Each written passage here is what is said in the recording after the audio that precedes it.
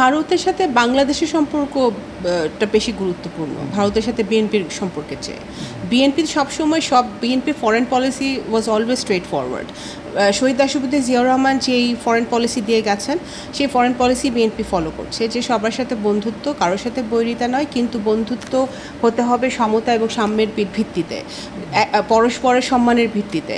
তো সেটা ভারতের বুঝতে হবে। যখন আমি বলি পিপল টু পিপল রিলেশনশিপ, তখন শুধু একটি দল বা একজন ব্যক্তি বোঝায় না।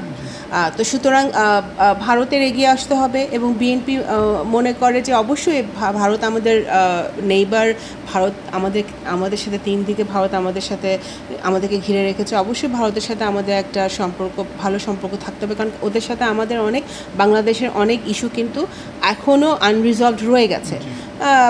পানির বিষয় আছে, ট্রেড ইমব্যালেন্স আছে, বিভিন্ন সমস্যা আছে যেগুলো কথাবার্তার মাধ্যমে, সম্পর্কের মাধ্যমে, রিলেশনশিপের মাধ্যমেই কিন্তু এগিয়ে নিয়ে যেতে হবে। তো সুতরাং সেদিক থেকে ভারতকে বিএনপি ওইভাবেই দেখে। সুতরাং বাংলাদেশের মানুষের সাথে ভারতের সম্পর্কটা বেটার করার জন্য ভারতের ফরেন পলিসি কীরকম হবে সেটা ভারতকে সিদ্ধান্ত নিতে হবে।